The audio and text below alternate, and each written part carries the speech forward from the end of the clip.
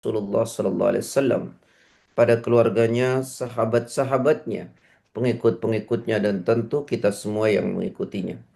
Saudara-saudaraku, sahabat-sahabat Agatis yang semoga dirahmati oleh Allah.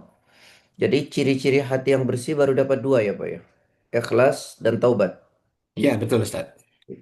Sekarang bagian yang ketiga, ciri hati yang bersih adalah menurut Imam Ibnu Qayyim Al-Jauzi, hati yang sehat atau hati yang bersih adalah hati yang lebih mengutamakan hal yang bermanfaat, ya, dan meninggalkan perkara-perkara yang berbahaya. Saya ulangi, kata Imam Ibnu Qayyim, hati yang sehat selalu mengutamakan hal-hal yang bermanfaat, ya, daripada hal-hal yang berbahaya.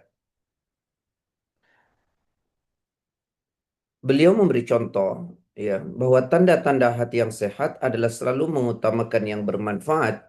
Seperti apa? Menuntut ilmu syar'i, membaca Al-Quran, kemudian mentadabburi Al-Quran, membaca buku-buku yang bermanfaat, dan seterusnya. Ya. Berbeda, kata beliau, hati yang sakit, yaitu hati yang selalu mengutamakan hal-hal yang sebaliknya. Ya, seperti mohon maaf, melakukan kemaksiatan, ya, kemudian dekat dengan perkara-perkara syubhat, tidak mau menambah ilmu, ya, dan terjumus kepada perkara-perkara maksiat. Itulah ciri hati yang kotor. Kalau bersih dia mengutamakan hal yang bermanfaat. Karena begini sahabat, hidup kita di dunia ini sangat sebentar, ya, sangat amat sebentar. Saya pernah menjelaskan, ya, dan sebentarnya hidup kita ini sangat menentukan untuk kebahagiaan panjang kita di akhirat. Saya ulangi, kenapa dikatakan oleh Imam Ibnu Qayyim, hati yang bersih adalah hati yang lebih cenderung, ya, apa namanya, mengutamakan hal-hal yang bermanfaat dan meninggalkan perkara-perkara yang tidak ada manfaat. Oleh karena memang hidup ini sementara, hidup ini sangat sebentar. Dan sebentarnya hidup kita ini sangat menentukan untuk perjalanan panjang akhirat kita. Karena itu jangan sia-siakan dalam hidup ini. Dan itu ditentukan oleh hati kita yang bersih. Saya teringat ada satu ayat yang mengatakan bahwa kita ini semua bercita-cita ingin menjadi orang yang beruntung. Beruntung maksudnya adalah untuk mendapatkan surga di akhirat. Bagaimana cara itu kita dapatkan? Yang salah satunya menurut Al-Quran adalah meninggalkan perkara-perkara yang tidak ada manfaatnya. Beralih kepada hal-hal yang bermanfaat. Ini dijelaskan dalam Quran pada surah ke-23 ayat yang pertama sampai ketiga. Allah Ta'ala berfirman, "Qad aflahal mu'minun, alladzina hum fi salatihim khashi'un, walladzina hum 'anil lagwi mu'ridun." Silakan. A'udzubillahiminasyaitonirrajim. Sungguh beruntung orang-orang yang beriman, yaitu orang yang khusyuk dalam sholatnya dan orang yang menjauhkan diri dari perbuatan dan perkataan yang tidak berguna. Nah, jadi kata Allah, sungguh beruntung orang yang beriman itu. Nah, siapa orang beriman yang beruntung? Satu, yang khusyuk dalam sholatnya. Yang kedua, nah, orang yang meninggalkan perbuatan dan perkataan yang tidak ada berguna. Jadi menjadikan seluruh perkataan dan perbuatan kita ini bermanfaat. Dan berusaha kita meninggalkan perkara-perkara yang tidak membawa manfaat. Baik manfaat dunia maupun manfaat akhirat. Dalam satu hadis sahih, Rasul mengatakan, "Min husni islamil mar'i tarkuhu ma la ya'ni." Di antara tanda baiknya orang beriman itu, dia meninggalkan perkara-perkara tidak manfaat. Jadi min husni islamil mar'i tarkuhu ma la ya'ni. Di antara tanda baiknya orang muslim, dia tinggalkan perkara-perkara yang tidak manfaat. Beralih kepada yang bermanfaat. Ya, kalau tidak salah, Ana pernah menjelaskan bahwa karena memang hidup kita sangat sebentar, ya.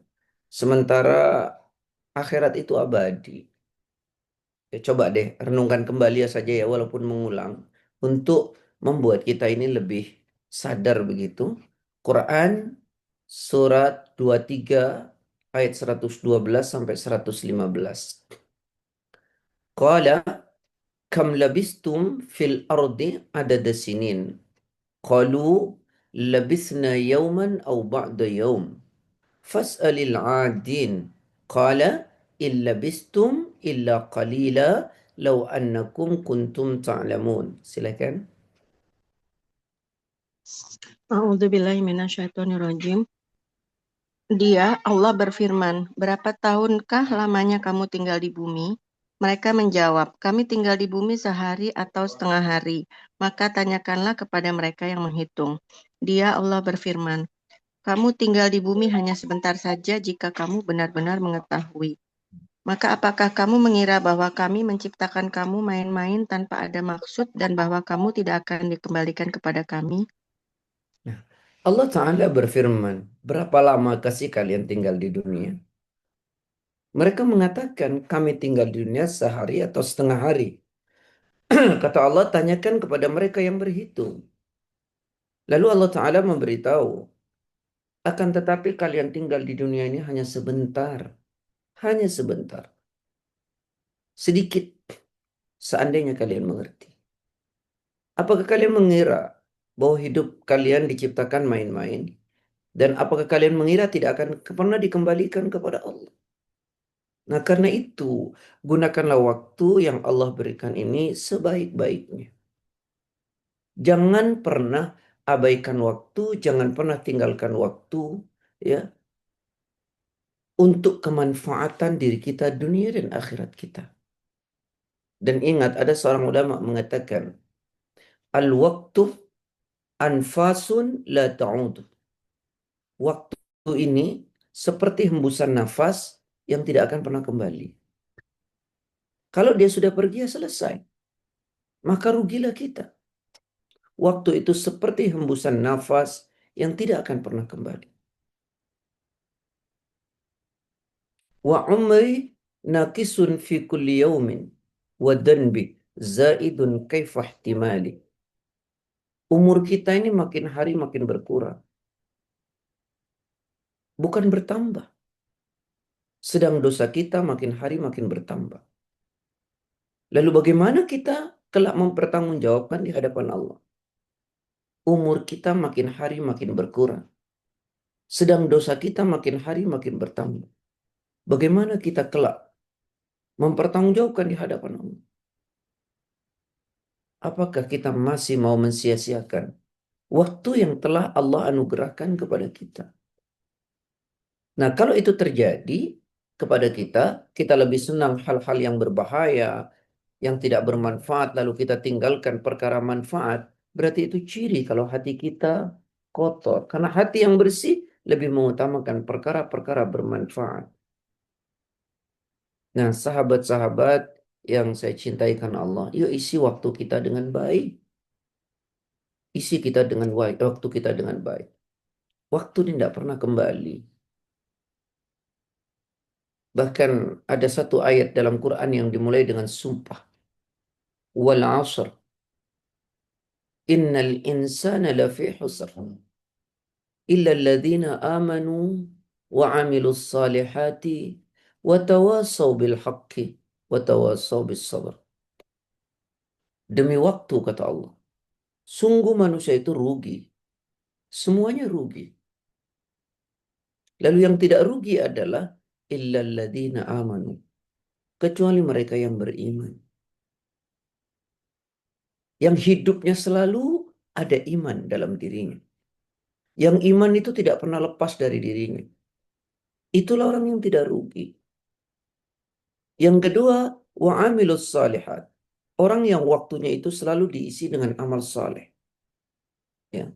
Amal soleh itu tidak hanya ritual, ada amal soleh sosial. Jadi orang tidak rugi adalah yang kedua orang yang senantiasa beramal soleh. Karena itu sahabat-sahabat, saudara-saudaraku yang saya cintai karena Allah. Jangan biarkan waktu ini kecuali ada amal soleh. Karena orang yang tidak rugi itu kata Allah adalah orang yang terus melakukan amal soleh, dan amal soleh. Yang ketiga, watawassaw bil haqqi. Orang yang senantiasa saling menasehati satu sama lain dalam kebenaran. Orang yang selalu membuka dirinya untuk memperkaya khasanah intelektualitasnya. Menerima masukan-masukan. Terus membuka diri. Saling menasehati dalam kebaikan. Jangan menutup diri. Merasa diri paling benar dan merasa diri paling hebat. Sehingga kita tidak mau menerima masukan orang lain. Karena orang yang beruntung, orang yang saling membuka diri untuk saling menasehati dalam kebaikan. Jangan pernah berhenti untuk menasehati dan jangan pernah menutup diri untuk dinasehati. Buka diri kita. Jangan pernah merasa diri kita hebat. Sehingga kita tidak mau membuka diri. Jadi orang yang tidak rugi itu orang yang saling mau menasehati dalam kebaikan dan kebenaran.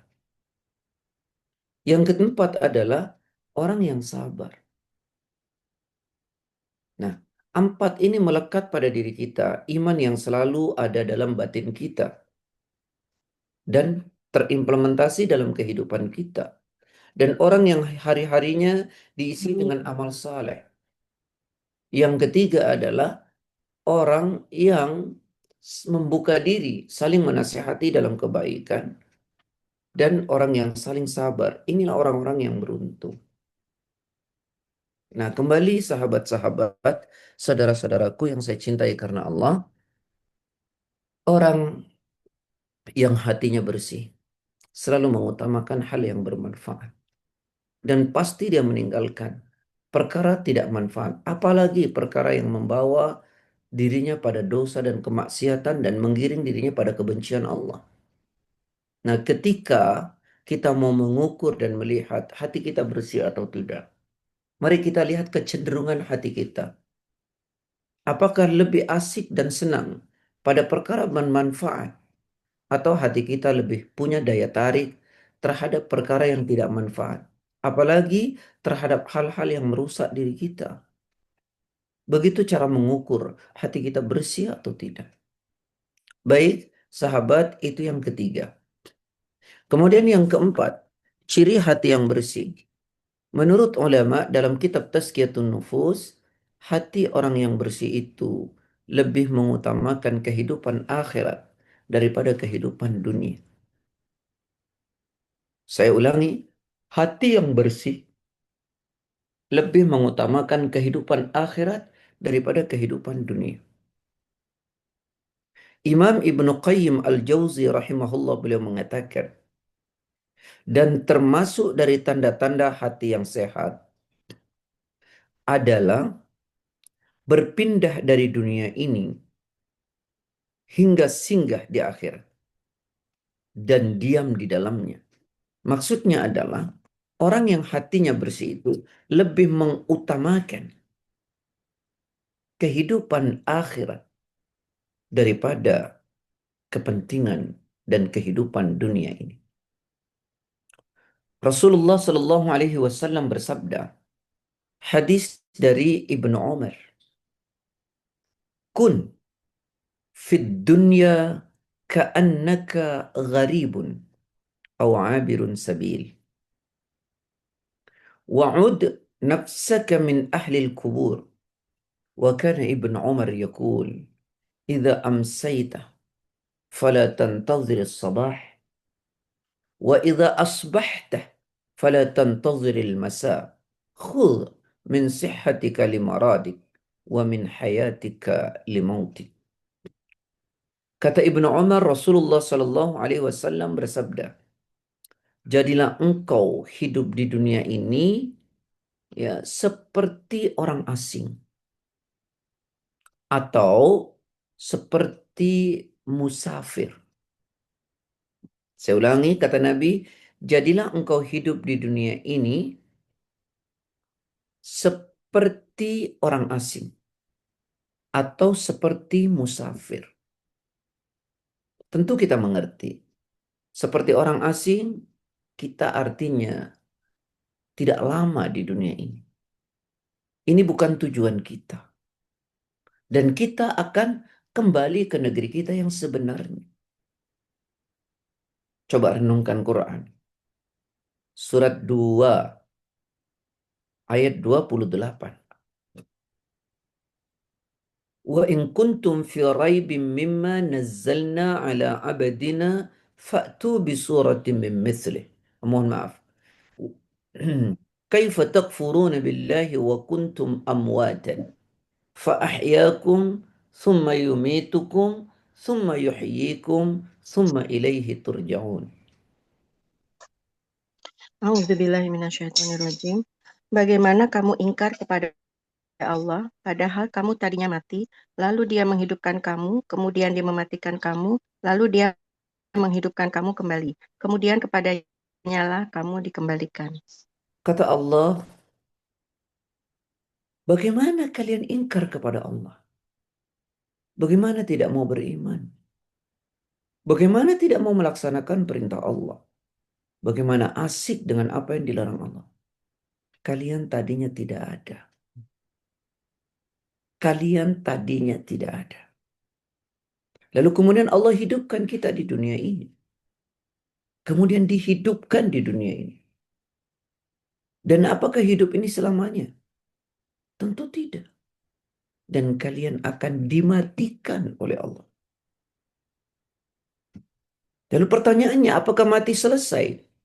Tidak. Kemudian dihidupkan kembali untuk dimintai pertanggungjawaban. Kemudian setelah itu, kepadanya lah kalian dikembalikan. Karena itu jadilah hidup di dunia ini seperti orang asing. Atau seperti musafir. Di mana kita terus berjalan, berjalan, dan berjalan. Tetapi ini bukan tujuan. Tujuan kita adalah akhirat sana. Dan karena itu dikatakan hidup ini sebentar. Main-main, senda gurau.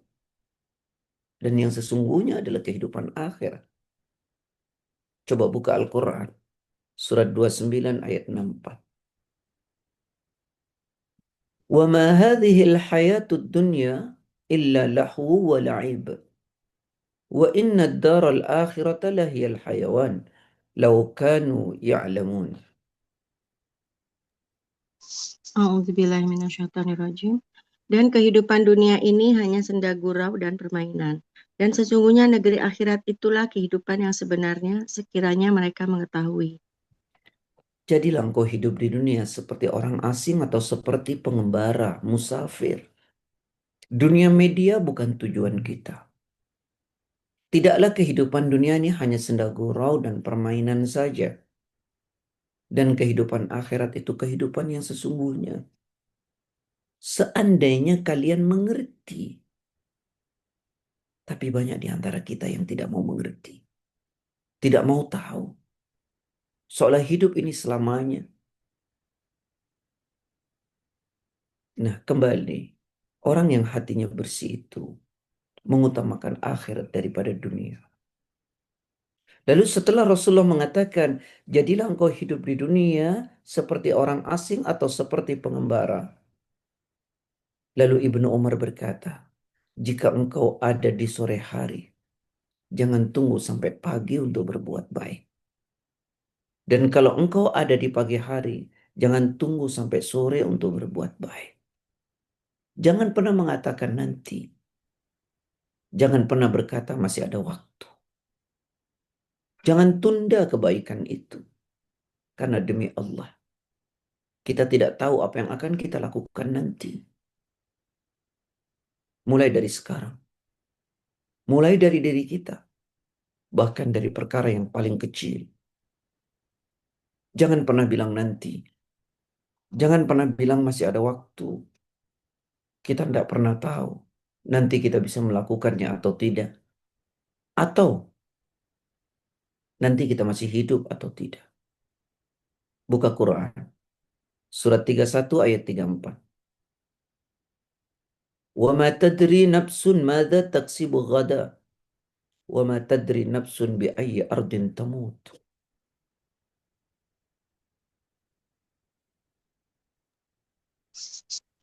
A'udzubillahi minasyaitonirrajim. Sesungguhnya hanya di sisi Allah ilmu tentang hari kiamat. Dan dia yang menurunkan hujan. Itu Ustadz ya? Ya betul. Saya baca Nah, ujungnya tadi. oh ujung bawah atau Ujung bawah, Bu. ya. A'udzubillahi minasyaitonirrajim. Dan Dan tidak tidak ada seorang pun yang dapat mengetahui dengan pasti apa yang akan dikerjakannya besok. Dan tidak ada seorang pun yang dapat mengetahui di bumi mana dia akan mati. Sungguh Allah Maha Mengetahui, Maha Mengenal. dan tidak ada seorang pun yang tahu dengan pasti ya apa yang akan dikerjakannya besok. Kalau begitu pantaskah kita mengatakan nanti masih ada waktu, masih bisa, dan tidak seorang pun yang tahu dengan pasti di bumi mana dia akan meninggal atau kapan dia akan meninggal. Di saat kita mengatakan nanti, bagaimana kalau nanti itu kita sudah tiada?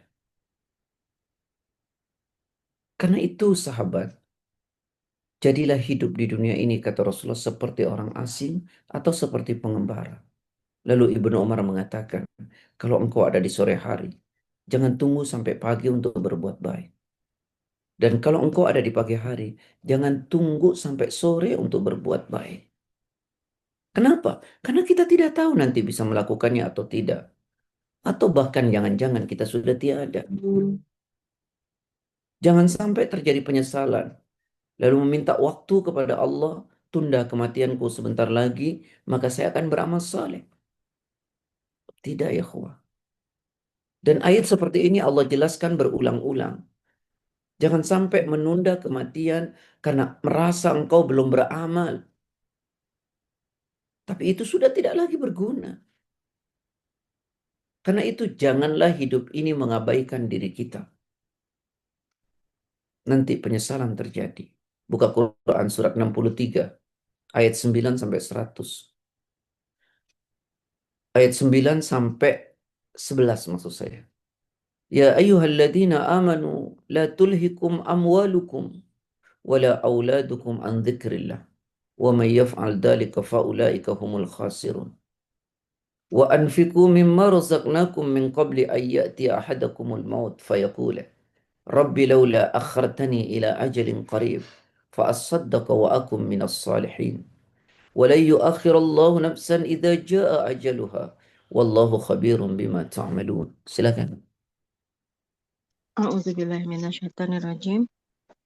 Wahai orang-orang yang beriman, janganlah harta bendamu dan anak-anakmu melalaikan kamu dari mengingat Allah. Dan barang siapa berbuat demikian, maka mereka itulah orang-orang yang rugi. Dan infakkanlah sebagian dari apa yang telah kami berikan kepadamu sebelum kematian datang kepada salah seorang di antara kamu. Lalu dia berkata, menyesali, "Ya Tuhanku, sekiranya Engkau berkenan menunda kematianku sedikit waktu lagi, maka aku dapat bersedekah dan aku akan termasuk orang-orang yang soleh." Dan Ya, Allah tidak akan menunda kematian seseorang apabila waktu kematiannya telah datang. Dan Allah Maha Teliti terhadap apa yang kamu kerjakan. coba renungkan tiga ayat ini. Hai orang-orang yang beriman, janganlah harta kalian, anak-anak kalian membuat kalian lalai dari mengingat Allah. Siapa berbuat demikian, maka akan termasuk orang-orang yang rugi, kata Allah. Kalau mau rugi silakan. Sibukkanlah dengan urusan dunia. Lupakan akhir. Lalu Allah ingatkan, kalau begitu infakkan sebagian rizki yang telah kami anugerahkan kepada kalian sebelum kematian datang. Dan ketika kematian datang, lalu dia berteriak meminta kepada Allah. Ya Allah Rabb, sekiranya engkau menunda kematianku pada waktu yang dekat. Lalu dia berkata, saya akan berinfak dan saya akan menjadi bagian dari orang yang saleh. Itu kan penyesalan. Dan Allah beritahu, apabila waktu kematian itu datang, maka Allah tidak akan pernah menunda sedikit pun. Dan Allah itu maha teliti dengan apa yang kalian lakukan. Nah, karena itu sahabat, saudara-saudaraku yang saya cintai karena Allah, hati yang bersih itu mengutamakan akhirat daripada dunia. Ya. Dan mari jangan biarkan ya waktu kita habis. Kalau engkau ada di pagi hari, jangan tunggu sampai sore untuk berbuat baik. Dan engkau ada di sore hari, jangan tunggu sampai pagi untuk berbuat baik. Khud min sihhatika limaradik. Maksimalkan masa sehat kita sebelum sakit datang. Karena nanti ketika sakit, kita mungkin ingin memaksimalisasi berbuat baik. Tapi kemampuan mengurang karena terhalang oleh sakit. Maka setiap kita sehat, gunakan semaksimal mungkin. Dan begitu juga wa min hayatika limautik. Gunakan hidup ini untuk kematian kita. Gunakan kehidupan ini untuk berbuat baik. Untuk kematian kita. Karena ketika kematian datang, maka tak ada lagi yang bisa kita lakukan. Sebagaimana sahabat Ali mengatakan, irtahalatid dunya mudbirah. Wartahalatil akhirah mukbilah.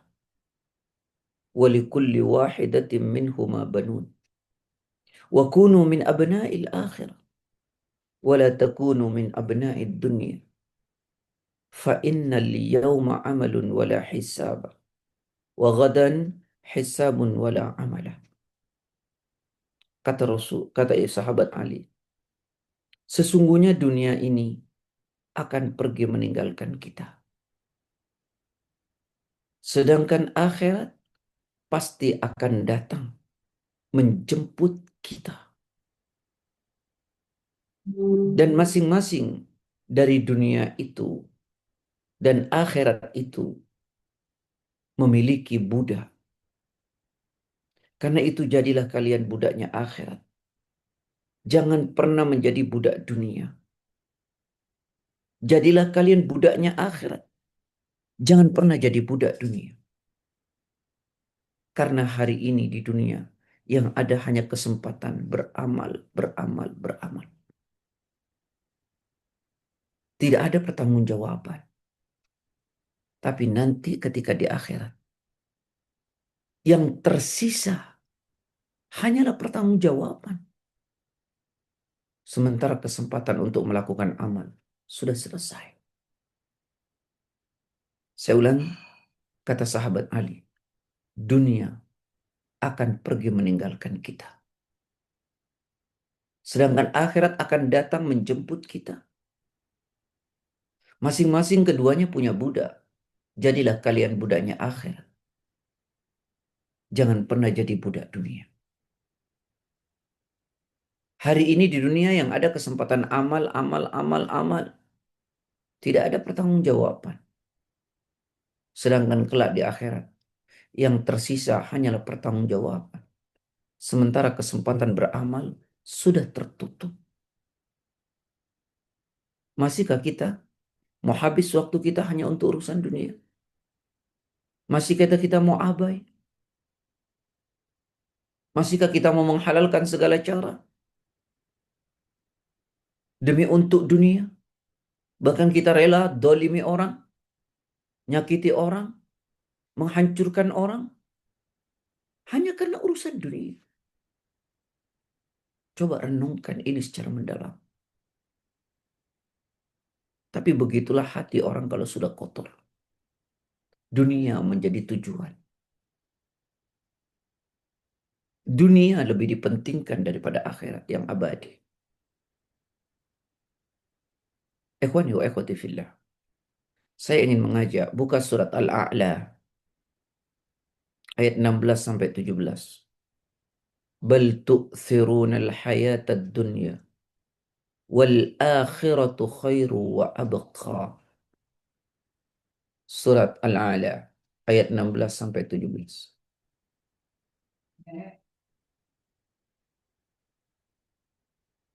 Silakan.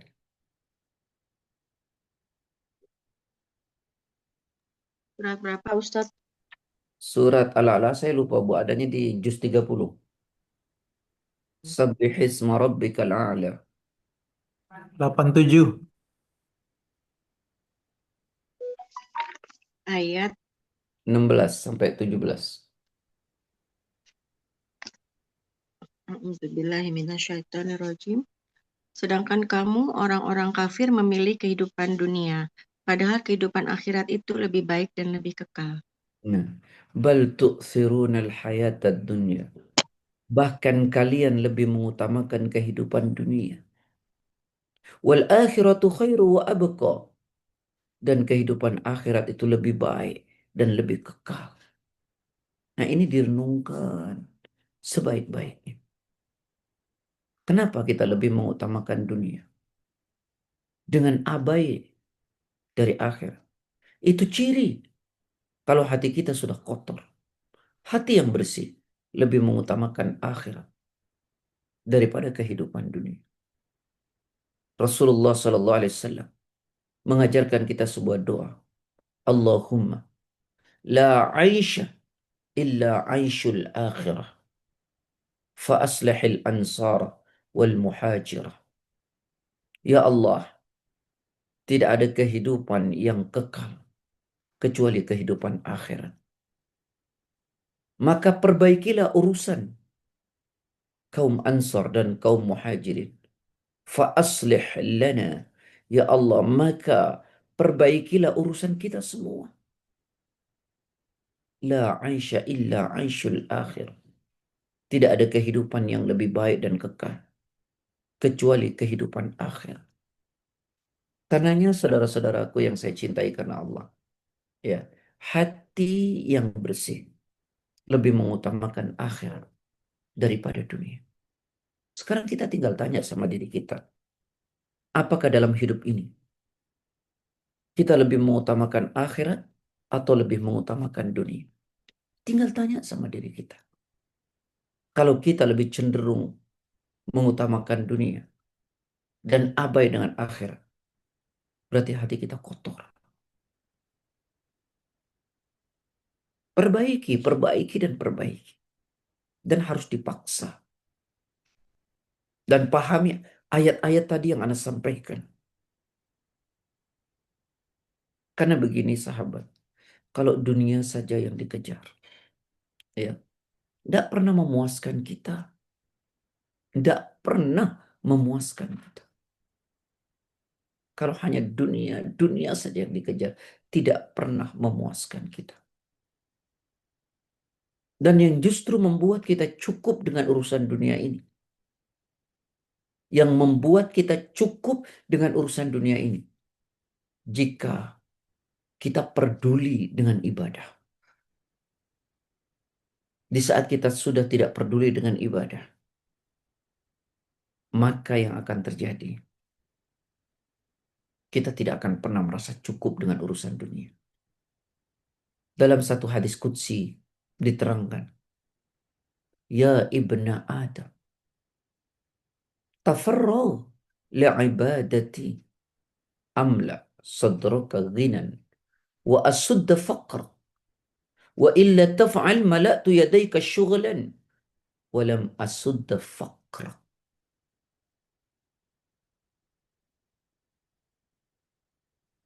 Wahai anak Adam, kata Allah, luangkan waktumu beribadah kepadaku.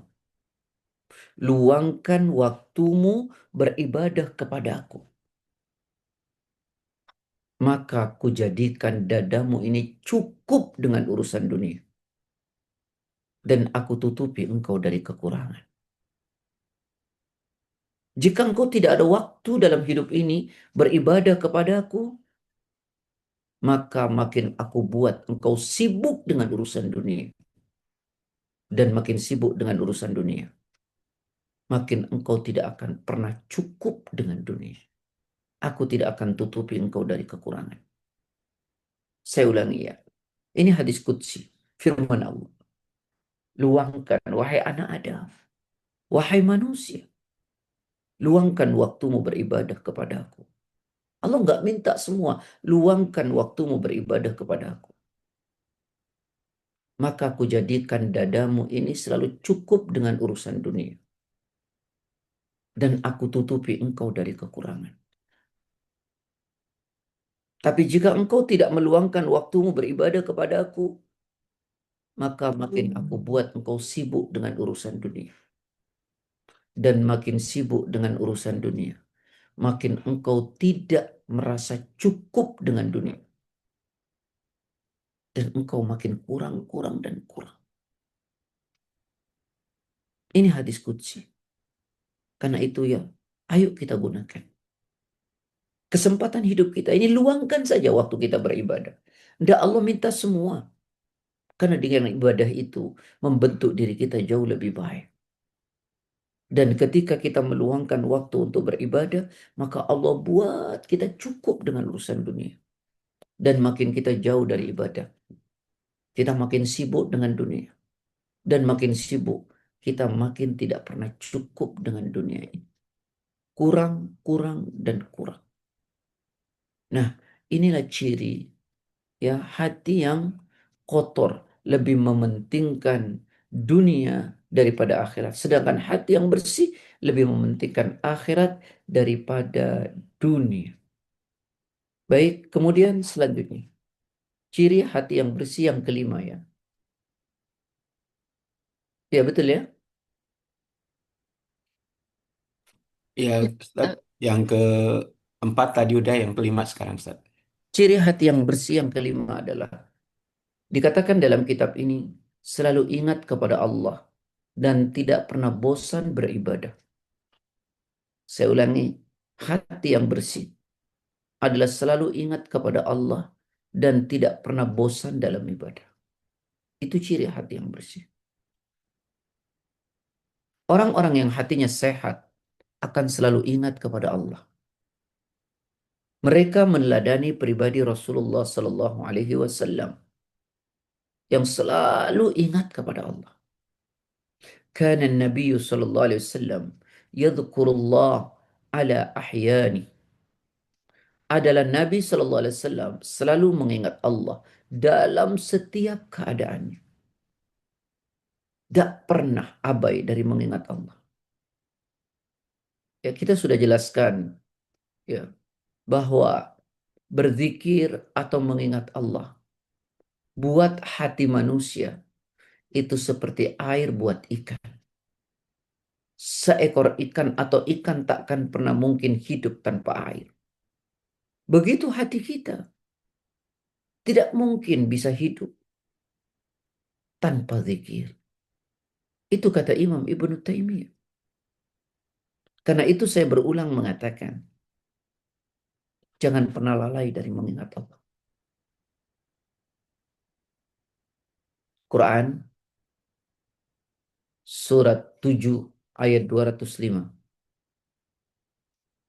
Wadhkur rabbaka fi nafsika tadarruan wa khifatan wa dunal jahri minal qawli bil ghuduwi wal asali wa la takun minal ghafilin.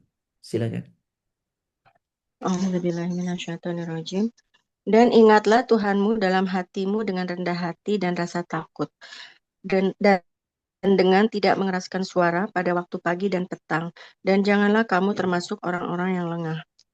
Dan janganlah kamu termasuk orang-orang yang lengah dari mengingat Allah. Saat kita lupa berzikir mengingat Allah, maka setanlah yang akan mengendalikan kita. Tahukah sahabat, zikir itu membuat kita selalu takut kepada Allah. Zikir itu akan membuat kita selalu merasa diawasi oleh Allah. Dan zikir pula yang membuat kita selalu bersama dengan Allah. Sehingga rasa tenang itu muncul dalam jiwa kita saat kita mengingat Allah. Ketenangan itu muncul. Kenapa? Karena kita selalu merasa bersama dengan Allah.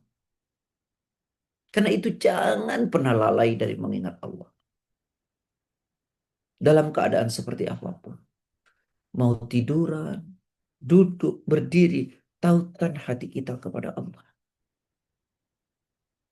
Itu ciri hati yang bersih. Kalau kita sudah mulai lalai, lengah dari mengingat Allah, itu menunjukkan hati kita sudah kotor. Hati orang yang bersih tidak lepas dari mengingat Allah. Tidak pernah lepas dari mengingat Allah. Karena yang tadi Anda sampaikan, jangan lengah dari mengingat Allah. Dalam keadaan seperti apapun.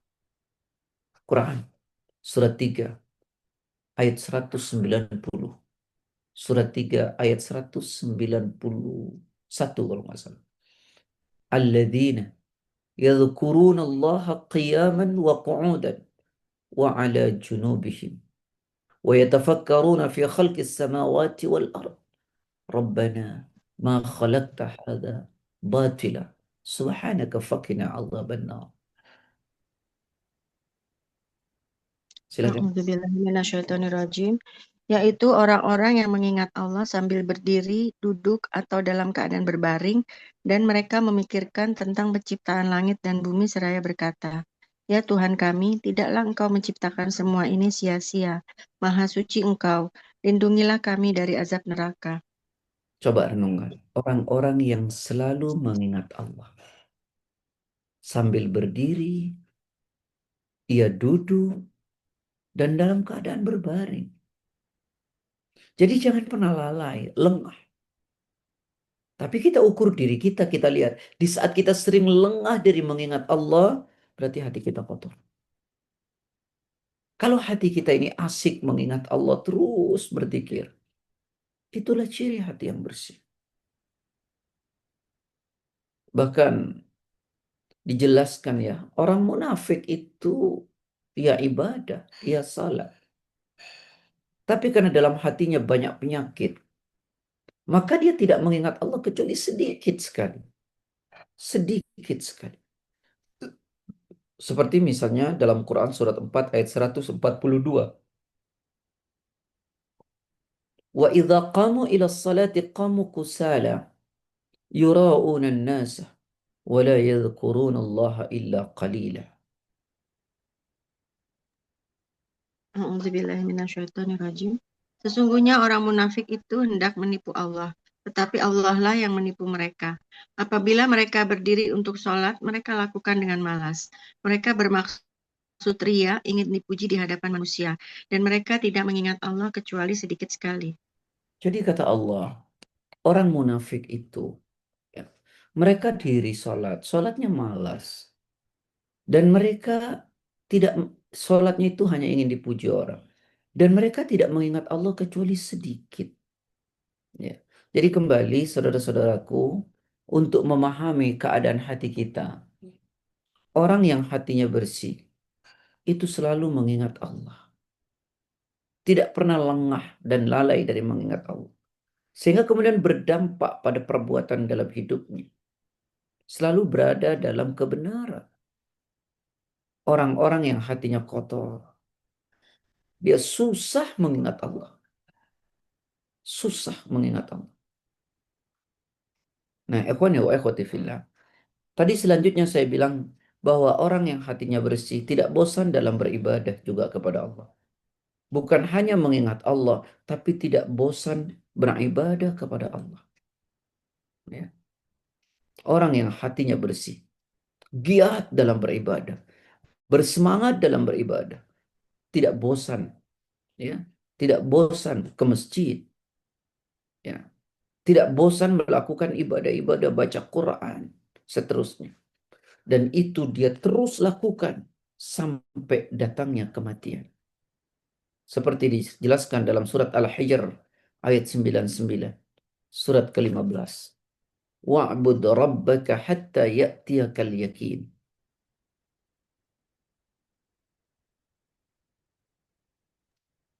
Auzubillahiminasyaitonirrajim. Dan sembahlah Tuhanmu sampai yakin ajal datang kepadamu. Ya. Wa'bud rabbaka. Sembahlah Rabbmu. Beribadalah kepada Allah, kepada Rabbmu. Hatta ya'tiyakal yakin. Sampai datangnya kematian. Sampai datangnya kematian. Terus dia lakukan. Itu ciri orang hatinya yang bersih. Ikhwah, saya ingin sampaikan ya. Kita ini sibuk dengan urusan dunia. Tapi jadikan itu ibadah. Nah, dalam konteks akhirat, ya ibadah ritual mahdhah. Jangan pernah berhenti melakukan. Sekalipun yang kita lakukan itu sedikit. Akan tetapi ada satu kontinuitas. Ya. Bukan kemudian banyak kita lakukan. Tapi setelah itu kita berhenti. Baru beberapa bulan lagi tidak. Karena amal terbaik itu yang kita melakukannya secara kontinuitas. Sebagaimana Rasul mengatakan, ahabbul a'mali ilallah adwamuha wa in qallah.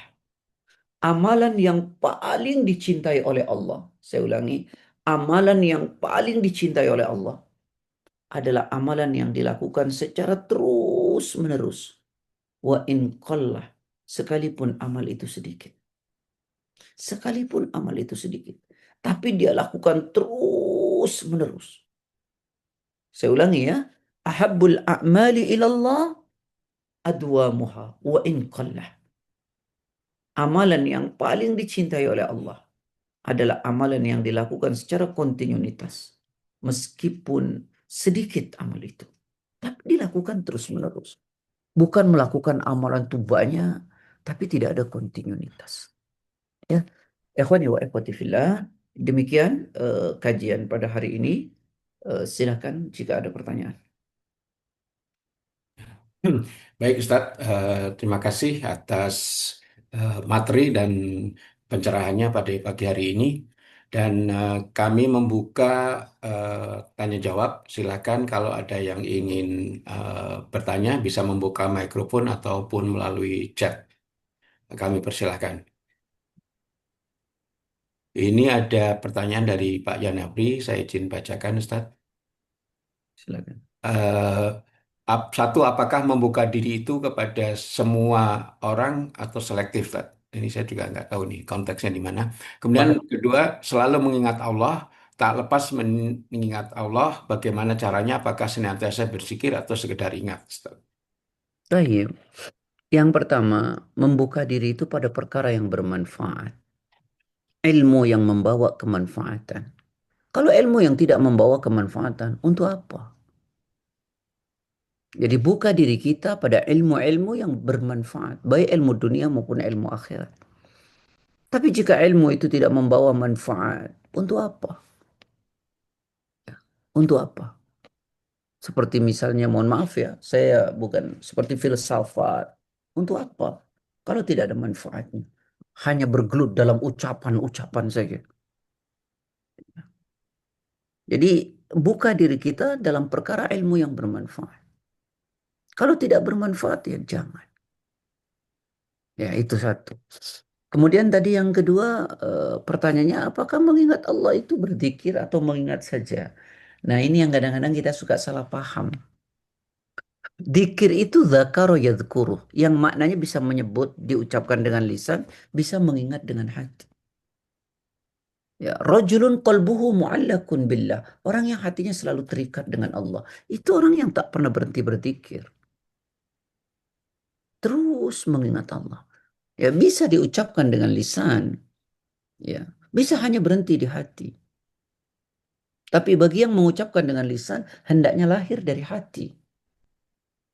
Ya, bukan hanya lisan sampai tenggorokan saja, apalagi sampai masuk ke dalam hati. Karenanya dalam Quran disebut, tadi Bu Nani sudah menyampaikan dalam Quran surat 7 ayat 205, "Wadhkur rabbaka fi nafsika." Sebutlah Rabbmu dalam hatimu dengan merendahkan diri dan rasa takut. Dan kalau harus diucapkan dengan tidak mengeraskan suara. Sekarang ini banyak sekali yang berzikir sambil teriak lisannya, tapi tidak masuk ke dalam hati. Maka zikirnya tidak berbuah apa-apa, tidak berdampak positif. Karena hanya berhenti di dalam hati. Hanya berhenti di mulut. Bahkan sampai tenggorokan saja tidak. Lalu manfaat apa yang didapatkan? Subhanallah, la la illallah. Bagaimana? Hanya di mulut, tapi tidak ke hati. Karena itu tidak berdampak apa-apa. Ya, jadi zikir itu Pak Yenefri diucapkan dengan lisan, tidak boleh keras-keras, lahir dari hati yang terdalam, menautkan hati kita. Ya, Ya. baik, wallahu a'lam. Makasih Ustadz. Pak Zanfri, mungkin cukup ya. Saya persilahkan kepada yang lain.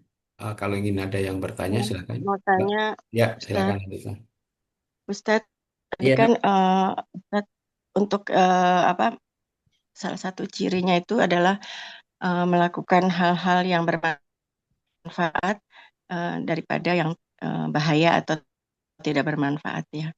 Nah, tetapi kalau perbandingannya antara yang bermanfaat dan bermanfaat sekali, itu gimana ya? Maksud saya gini, kan saya pernah mendengar bahwa misalkan eh, mempelajari ilmu agama itu jauh lebih baik daripada melakukan sholat sunnah berapa ya, 100 kali atau berapa gitu, 100 rakaat. Terus kemudian misalkan daripada misalkan nih menjelang Ramadan, Ustadz, orang punya target mau khatam Quran sekian kali gitu, dibandingin dengan tidak mentargetkan tetapi konsisten baca Quran dan mentadaburinya gitu. Itu bagaimana Ustadz? ini mah anu namanya. Pilihannya bagus-bagus gitu ya. Kalau dalam kaidah usul, ini perkara mudharat ya, yang tidak buruk, yang tidak baik. Jika ada perkara buruk kedua-duanya dan kita tidak punya pilihan yang lain, maka pilihlah buruknya yang paling rendah. Gitu ya. Ini perkara buruk. Bagaimana kalau perkara baik? Saya ingin sampaikan pelan-pelan. Satu waktu Rasulullah bersabda begini, jika engkau ingin melakukan kebaikan dan kebaikan itu tidak engkau lakukan, maka pahalanya sempurna.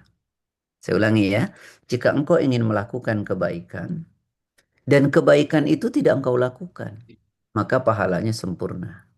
Nah, ini orang juga salah paham nih. Dianggap sempurna itu begini, saya pengen berbuat baik, tapi pada waktu mau berbuat baik, kok rasanya malas ya?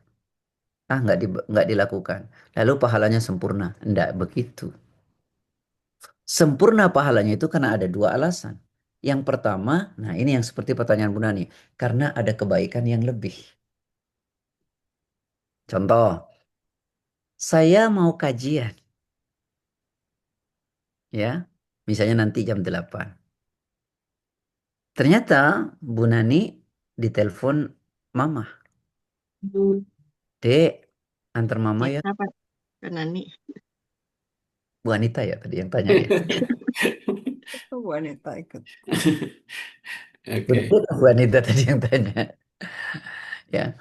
Lalu saat mau kajian jam 8, Mama telepon. Misalnya, antar Mama ya ke rumah sakit ya, Dek, gitu. Maka karena ada kebaikan yang lebih, kajian ditinggalkan, kemudian ikut mengantar Mama. Nah, itu yang dimaksud karena ada kebaikan yang lebih, gitu ya. Atau seperti tadi, Ibu Nani atau Bu Anita kan pernah umroh ya.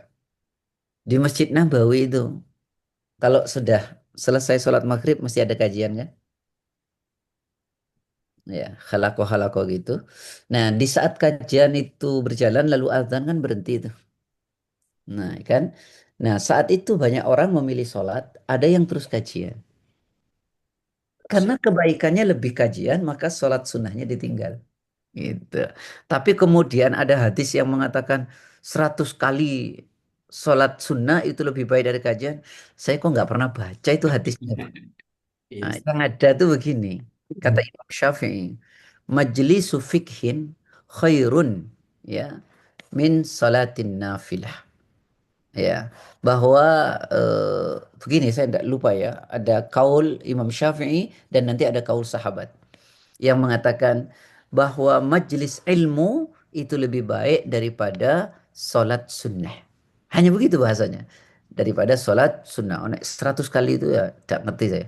Ya, kemudian dalam konteks yang lain dikatakan bahwa majelis ilmu itu ya lebih utama daripada ibadah selama 60 tahun. Ya, itu kaul sahabat itu. Nah, itu. Tapi itu bukan hadis. Yang satu kaul sahabat, yang satu kata Imam Syafi'i. Ya, wallahu a'lam. Oke, cukup jelas Bu Anita atau mau ada yang ditambahkan? Ya, jadi dalam hal kita mungkin bisa memilih yang lebih baik itu nggak apa-apa ya Ustadz ya. Jadi bukannya Harus, Bun. bukannya apa istilahnya hitung-hitungan amal, tapi Memang harus ya hitung-hitungan. berusaha lebih. Memang Oh, harus harus hitung-hitungan malah. karena itu ulama membagi kan. Sampai ibadah sunnah itu dibagi. Ada yang sifatnya muakkad, ada yang ghairu muakkad. Maka kita pilih yang muakkad kan. Jadi memilih yang lebih baik daripada yang kurang baik atau sama-sama baik tapi pilih yang maksimal itu keniscayaan. Makanya kan sama dengan orang sering saya bilang begini, kerja yang keras, tapi bukan cuma keras, tapi juga cerdas. Ibadah yang tekun, tapi bukan hanya tekun, tapi juga berilmu. Nah, dengan berilmu kita tahu ini ibadah lebih utama, ini lebih utama. Karena kalau nggak ngerti, akhirnya begini. Mamanya minta antar di waktu yang sama dengan waktu kajian. Ah, mama aku kan kajian dulu. Nah, itu. Karena nggak ada ilmu dia. Sehingga dia nggak tahu mana yang lebih utama dan mana yang tidak lebih utama. Nah, jadi kalau ditanya, apakah harus memilih? Apakah ibadah itu memilih? Harus. Gitu. Harus itu. Ya, wallahu a'lam. Ya, walaupun memilihnya harus dengan ilmu Ustaz ya. Itu yang Yes. kuncinya saya pikir. Mana tahu cara Jadi, milih kalau ilmu itu Oke. jadi kuncinya sebenarnya beramal itu sebelumnya harus berilmu dulu ya Ustaz. harus, Bun. Makanya ada hadis Mantap. mengatakan ya, nih beramal tanpa ilmu maka tidak ada gunanya. Karena nanti ada orang yang rajin beramal tapi tidak ada tuntunan ilmu, keliru amalnya. Sampai di ancaman kan? Coba buka surat 17 ayat 36. ولا تكف ما ليس لك به علم إن السمع والبصر والفؤاد كل أولئك كان عنه مسؤولا.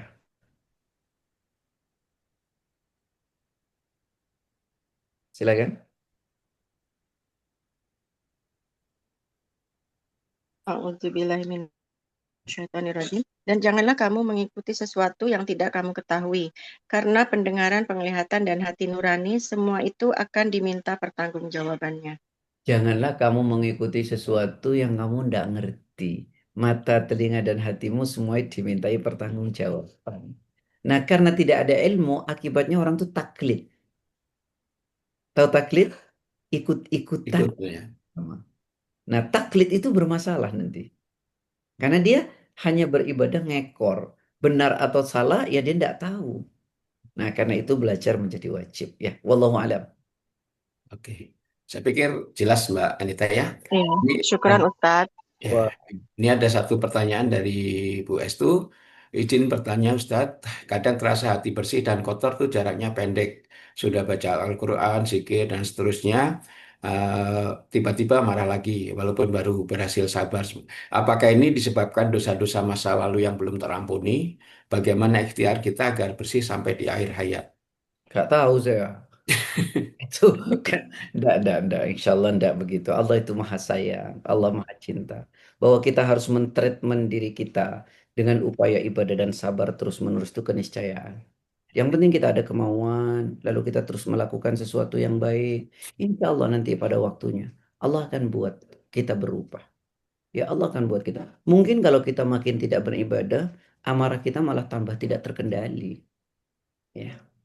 Ya, jadi harus ada treatment buat diri kita, memaksakan diri untuk beribadah, akhirnya nanti membuat diri kita lebih baik. Bahasa saya, ya Allahumma paksain lah. Kalau sudah mulai malas, Allah mau paksain. Mulai futur, Allah mau paksain. Itu paksain, paksain, paksain, paksain. Insya Allah itu akan membentuk diri kita baik kok. Insya Allah ya. Kalau Baik. belum, ya terus-menerus latihannya, treatmentnya itu harus terus-menerus. Insya Allah. Oke, terima kasih Ustadz. Moga-moga cukup Bu Estu. Dari saya Pak, Ustadz. Ya boleh silakan. saya tanya? Ya silakan Bu Aida. Assalamualaikum, Ustadz. Saya itu eh, bingung ya, kalau ada pertemuan apa arisan atau pertemuan apapun juga itu biasanya tuh ibu-ibu udah di atas 50 tahun dia pakai karaoke terus joget-joget gitu.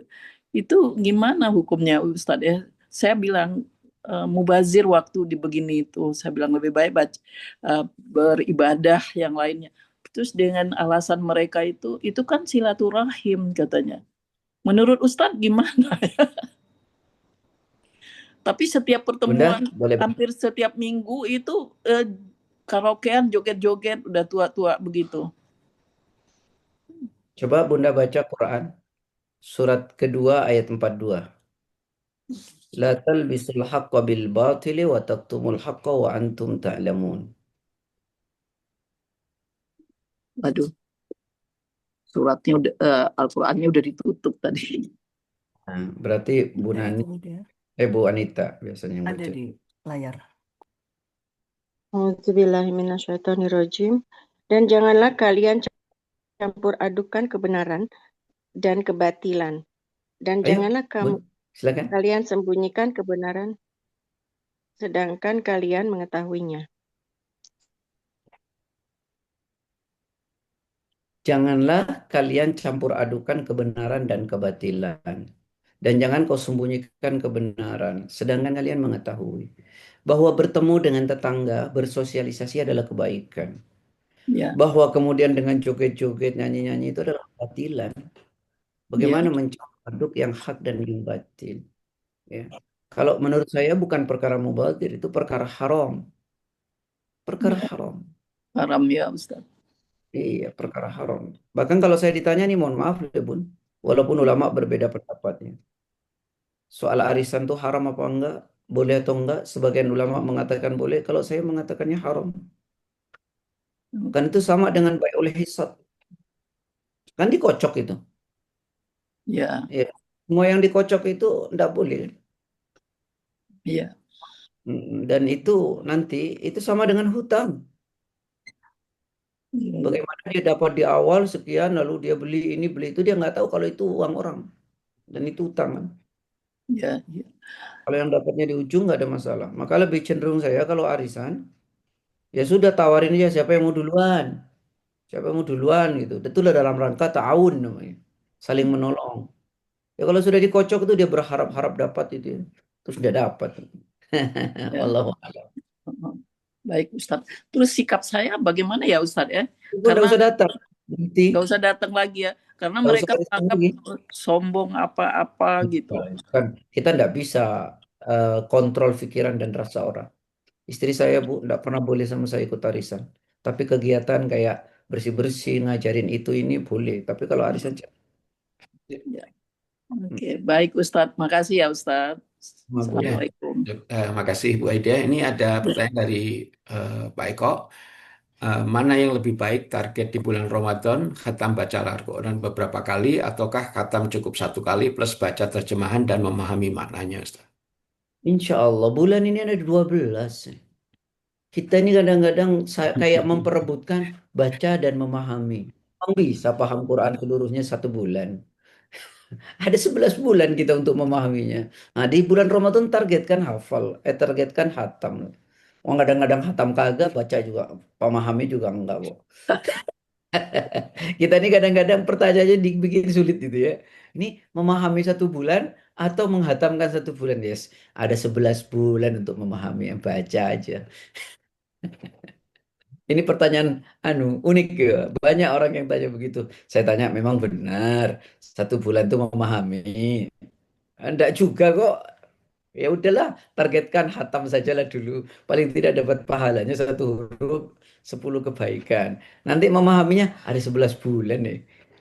Gitu ya Pak ya. Mohon maaf lahir batin ya Pak. Oke. Ya, kalau mahasiswa saya omelin itu dulu.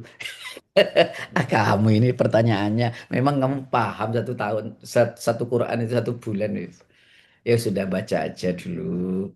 Ya, kita targetkan hatam. Kenapa? Karena itu membuat hati kita lembut, hati kita baik, insya Allah. Nanti ada 11 bulan tuh untuk memahami. Dan memahami juga nggak bisa sendiri, harus ada gurunya kok.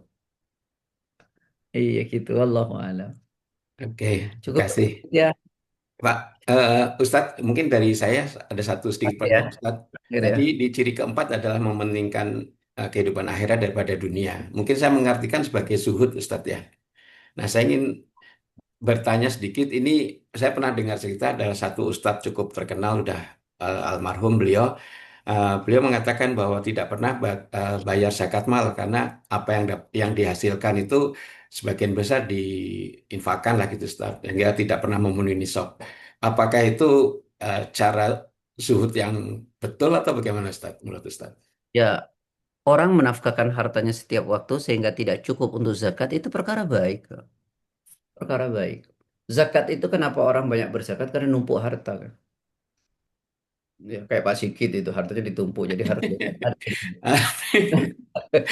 Ya, nggak ditumpuk, hartanya wah habis-habis melulu, gimana mau disakatin? Kenapa? Dia sangat dermawan, sehingga tidak pernah menumpuk harta.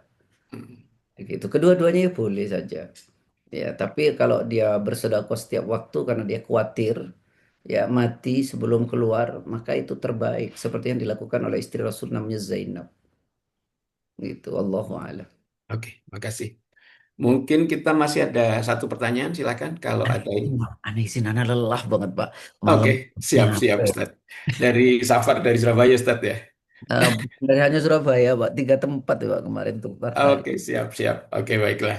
Karena Ustadz harus istirahat, kita cukupkan kajian kita pada pagi hari ini. Terima kasih Ustadz atas waktunya dan ilmunya, walaupun dalam kondisi yang cukup lelah setelah safar. Dan juga pada Profesor Nani yang sudah menyediakan fasilitas Zoom dan penayangan surat ayat-ayat Al-Quran. Dan pada Mbak Anita yang sudah membacakan terjemahannya.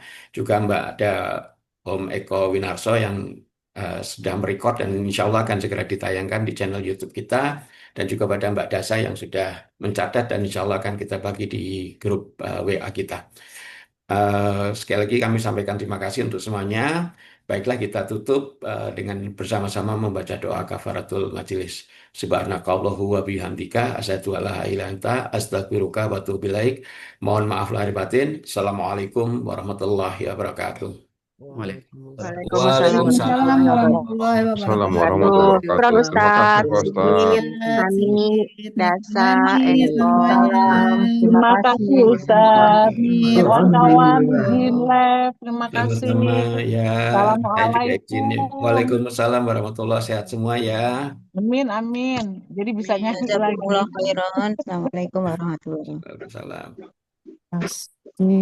Minggu depan kajian insya Allah hari Ya terakhir pertama insya puasa Allah. ya. Ya, enggak bulan puasa kan Kemis kalau pemerintah insya Allah. Kalau Muhammadiyah Rabu.